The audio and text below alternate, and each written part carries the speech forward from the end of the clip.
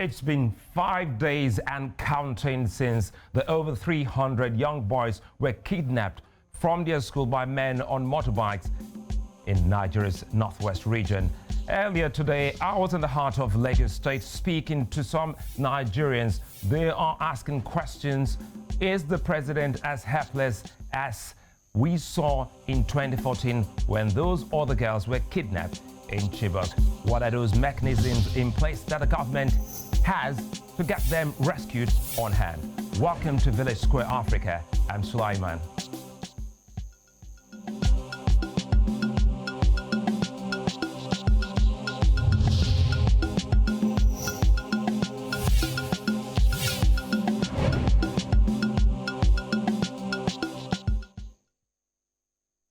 Well, yesterday here on Village Square Africa, we listened to the tone of trepidation of Farida Tukur, one of the parents of the abducted boys, Ahmed Aminu. The effect of the situation on these families is unprecedented, as something you just wouldn't want to go through. The Nigerian president has failed till this moment to appear in Kankara more than 4 days after the abduction took place, despite being in the state at the point. His media aides are the ones talking. One of them say he has been briefed of the situation, but he's yet to say a word. Mom, in this case, is not the word. Say something, Nigerians are saying. The failings of Nigeria's security architecture has shown that new ideas are needed at this point in time, but the president has stuck to his guns. Experts say the service chiefs are stabilizers and they have done exactly what they were appointed to do, but in the absence of consolidation on those past achievements, the solution we thought we had found is thinning before our very eyes. Villages are displaced, farmers are killed, traveling has become a feat of the brave, abductions and mass murder has become Nigeria's twin enemies.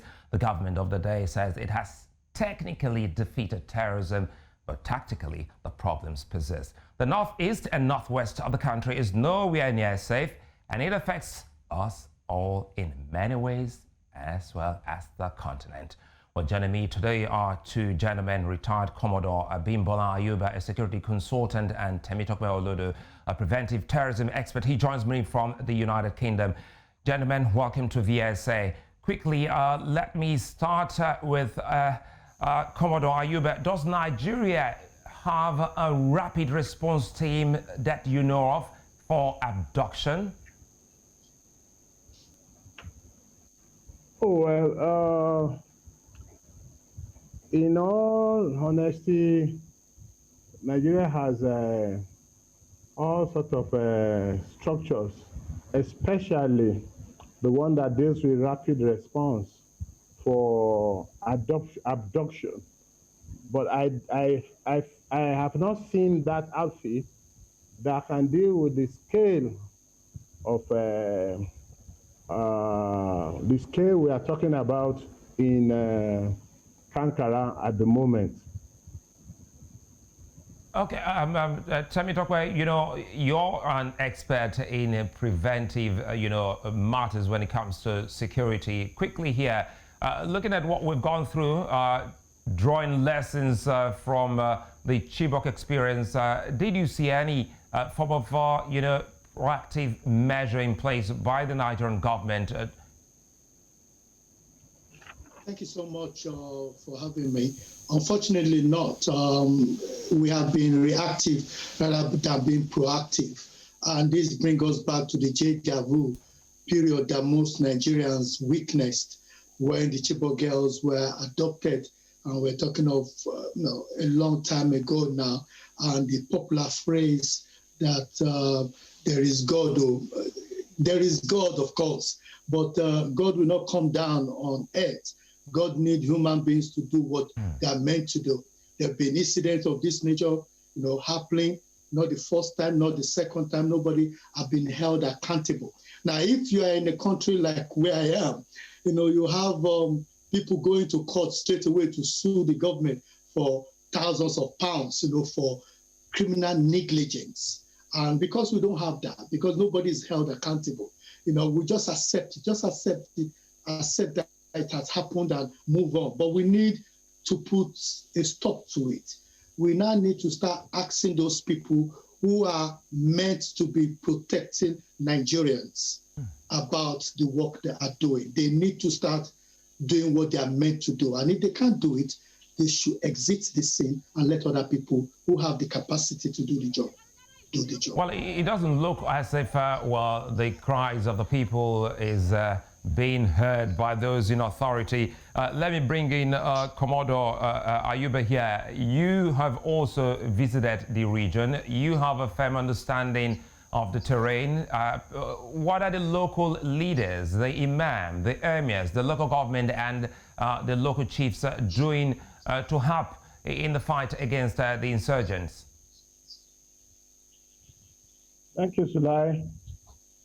Most of the time, the leaders, the local leaders, the traditional rulers, the teachers, the malams, and all the traditional architecture, local government system are already exasperated with this long-drawn conflicts, long-drawn banditry, long-drawn season of terror in the north, particularly that has now fanned into the northwest and the north central.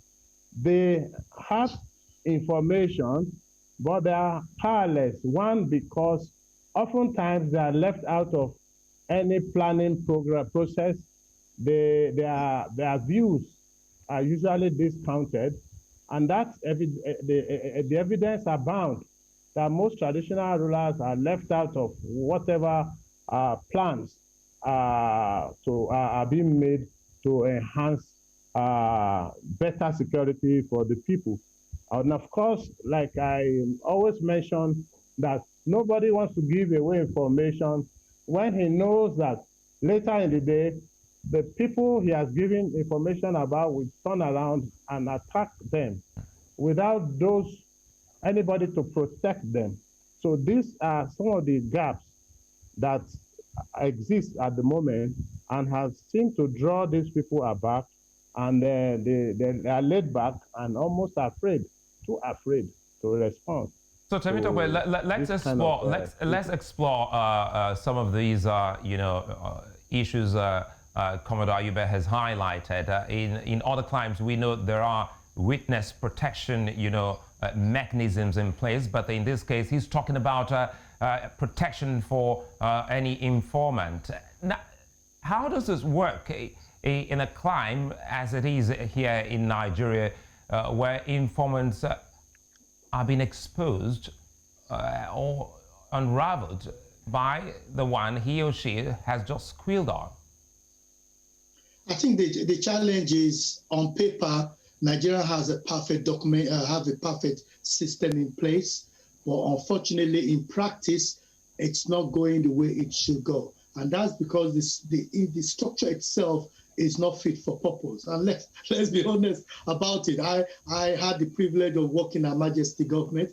If a £10,000 lands in my account that I can't account for, I'll be called into the security department. It's nothing to do with the permanent secretary. It's nothing to do with the governor. I'll be called in. I'll be quizzed about where I got the money and whether I'm selling information or things like that. We seem to have a situation where political elites are bringing in their own political talks to even head or even be recruited into the services, so that the service is not actually strong enough to do what they are meant to do. Look at the incidents that warrant our discussion today. Are you telling me that the Nigerian police force does not have a family liaison unit that could go and speak to the family that are going through this traumatic situation? Are you telling me that it's difficult for the governor to arrange for these individuals to be kept in an hotel far away from the media, so that the information they're giving out is not conflicting or aiding and abetting the people that have committed this atrocity, which I refer to as hybrid banditry? If there is a problem here, our infrastructure is not strong enough, and there is a need to rejig the whole structure. It's not just about cosmetics changing of name. It's about changing the structure, bringing in appropriate individuals to head and address this issue. I remember meeting with Mr. President at one point in time, and I told him that we have over 1,000 Nigerians working in the Metropolitan Police. You don't pay for those. You just ask, I want this individual to be released to us for 6 months to help us rejig our system. Are you telling me that if America has individuals in Nigeria that has the skill set to remove Boko Haram or remove Al-Qaeda, they will not fly their helicopter down to pick that individual and take him out of the country? They would. You know, in other words, sorry to cut in here. In other words, this looks like, you know, the case of those asking that mercenaries can be brought in. You are saying that some of these experts can be Nigerians. I want Commodore Ayuba to speak on this. You were in the military. Perhaps give us a bird's eye view of how it does work. Can the Nigerian military approach any expert who was once a serving, officer of the military to help in a case as difficult and knotty as this? Thank you very much, Sulai. It's like opening a can of worms, because ideally we are supposed to have a veteran service of retirees who, upon leaving the service, would need to spend about 2 additional years or 3 additional years on standby, training, and waiting on the wings to be called back in event of such conflict. Our veteran system has been very ineffective, to say the least, and all these expertises and trainings are gradually being lost because most of the veterans are not being asked to support in this crisis. So there is need for our reserve system to be brought back to bear. We have over 10,000 reservists who might still be willing to support in this effort to rid our country of terror and terrorists. Well, anyway, even though we haven't actually scratched the surface when you say we're just trying to open a can of worms, but we just have to go the whole hog in as much as we try not to jeopardize investigation. Nigerians are in dire need of information, and some of them are coming from different quarters. Like one of the boys who escaped said not 333, but 550 of them were abducted by the gunmen. Temitope, you know, the escapees said they thought the abductors were policemen. He revealed that the abductees are being fed leaves by the gunmen and are already being divided into smaller groups. That is a big danger. It looks as if the longer they are within the confines of the abductors, the slimmer the chances of these boys ever getting rescued. Exactly, and it's a deja vu again, and you've been in the center of it before in the past, and you know exactly. You've interviewed a lot of Nigerians that are experts in this field that have spoken on this kind of subject. You keep those individuals there for too long, just like Shikau said, I'll take them to the marketplace. Take them to the marketplace, sell them to the best, to the highest bidder. And we also saw a video some few days ago of a 10-year-old who was doing some military drills on how to handle guns and things like that. These are boys. We're talking about the fact that we want to get rid of Boko Haram, and we're not doing anything to stop their recruitment strategy. In any organization, that's the first thing you want to do. You want to kill an organization, look at the recruitment strategy, block the hole, block the process, let them not have opportunity to recruit people. And of course, the politics of numbers have always been a challenge that we have. In Europe, if 10 people are killed, 10 people are killed. That's simple. It's not a matter of, it's 5 people, because we don't even know who is being picked up. We don't even have a registration. If a school cannot even come up with a list of names and they can't push a button to give information to parents to say, you know what, this is the problem. I said, there is need for us to actually ask the principal of that school, do you have a risk register? Have you ever spoken to the police officer, police in your police station in your area to tell them about, to look at the risk in your area and how to improve it? I've seen the building. The building looks a bit secured, of course, and even the best security will be overwhelmed by 200 bike bandits, of course. But what should have happened is that if we are proactive enough, since those individuals have been operating since 10 p.m. at night in the town to try and kidnap people, they would not have been able to get to that school, especially when the president is in that state.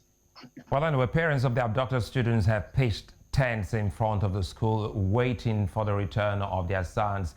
We'll take a moment. When we come back, we'll be speaking with Usman Hassan, who is father to one of the boys kidnapped by Boko Haram. Join us again.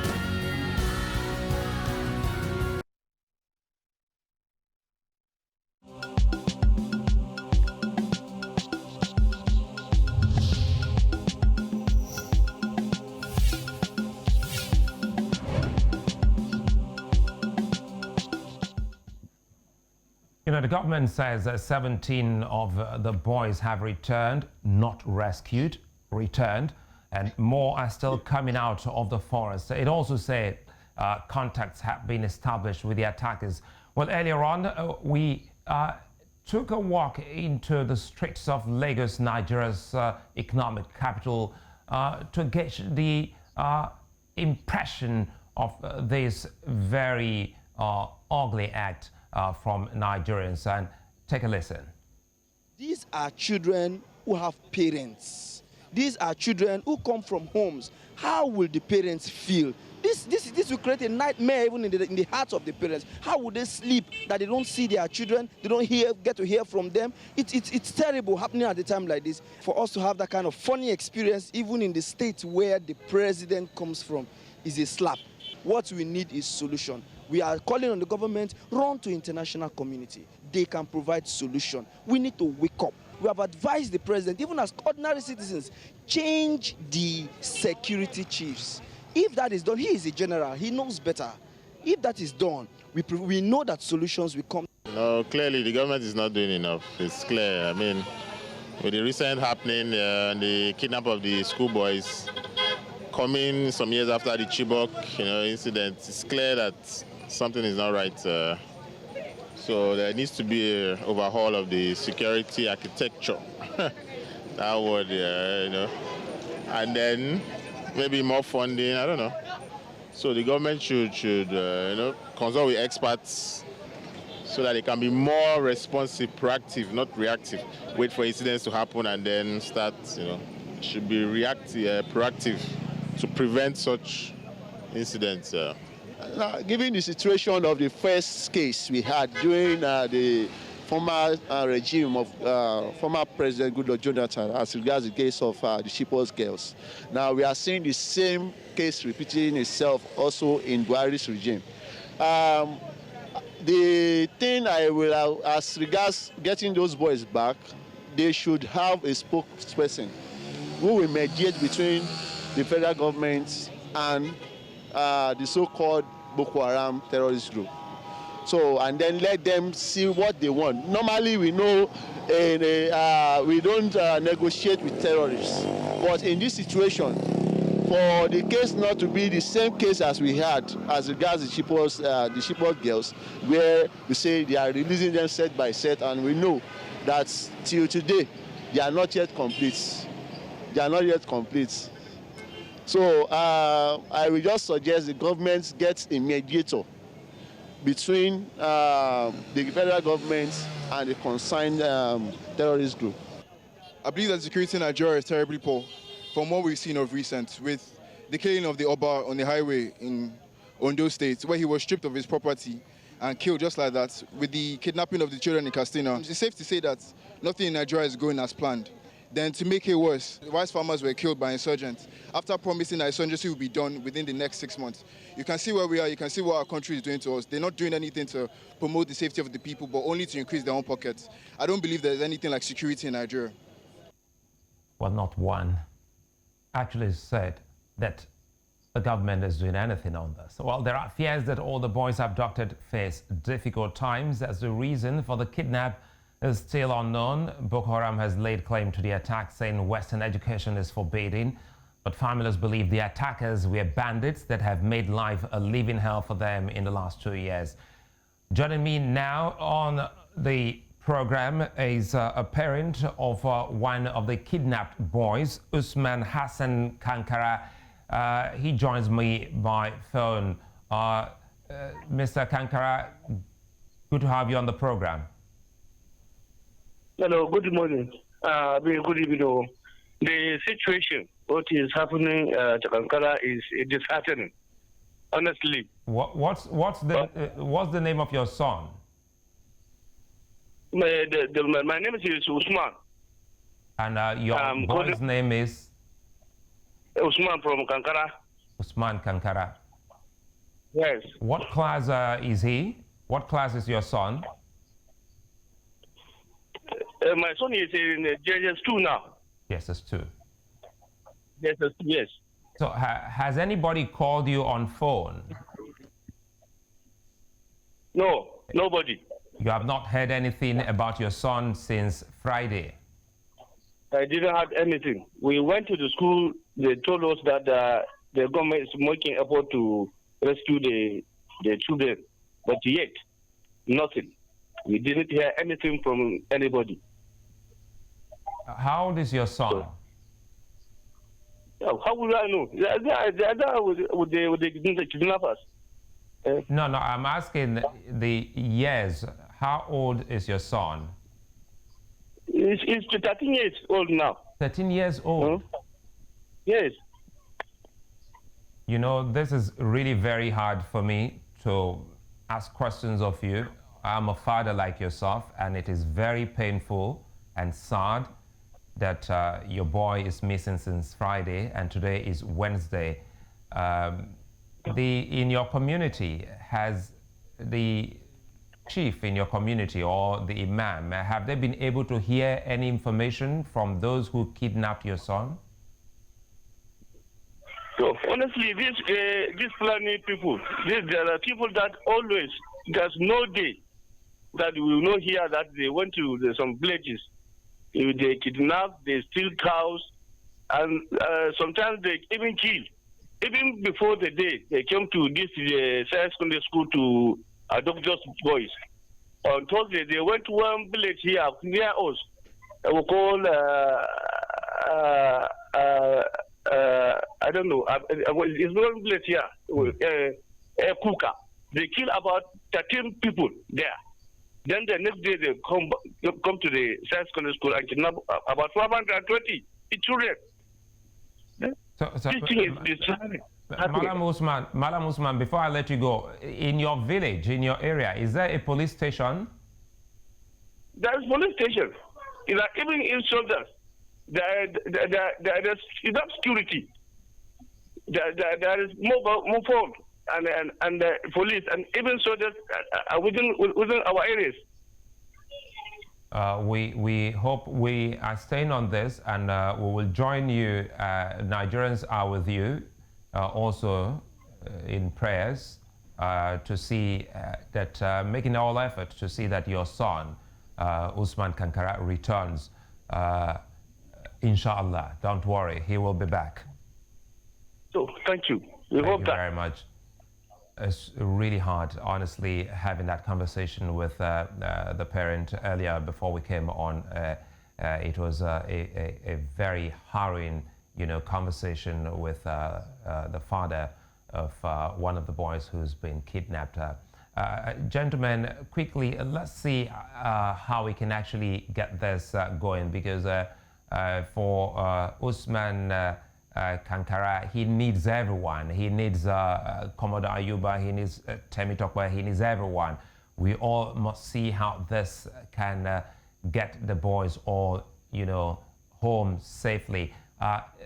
Let's go back to Ayuba before I come to Temitope. In Nigeria, we saw how the government tackled COVID-19. How is it so difficult that the abduction of the local Katsina citizens hasn't gotten the same bite that the fight against COVID-19 has been receiving? This is quite a difficult one. Yes, Sulai, it's a very good question. Part of our challenges come from faults in Nigeria's constitution, which over the years we've tried to correct. And of course, there have been a series of debates, dialogues, and the outcomes are yet to be fully implemented. It has been argued that there's need to remove policing from the exclusive list and be placed on the concurrent list. People need to be able to defend themselves.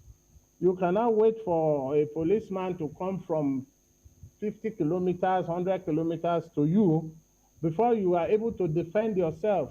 You start with community policing, and then, of course, it goes in concentrics to state policing. Despite all the fears, I think this is the way to go, and people have been clamoring for this. State governors have been clamoring for it. I don't know how long it's going to take. Then there are issues in the Constitution that the National Assembly can, on their own, effect and amend without waiting for the Commander-in-Chief. And thirdly, the Commander-in-Chief has been given the powers to control for the operational use of the armed forces, and he has to be asked how far he has been effective, he has been able to use the armed forces, because everybody is accountable to the people. Every elected officer is accountable to the people. Allow me, sorry, I'm just trying to see how much of time we can take this so that we can wrap up the show. Let me bring in Temitope. Sorry to cut you there, Commodore Ayuba. Temitope, intelligence is key to prevention of situations like this. What would you say about the intelligence gathering of the military? One of the boys earlier on who escaped said they were asked to identify the sons of the rich amongst them. Don't you think that those ones even face more threats? We have a challenge in Nigeria. The challenge is, like I mentioned earlier, we have the infrastructure, and we even have the intelligent individuals within the security sectors to do the work.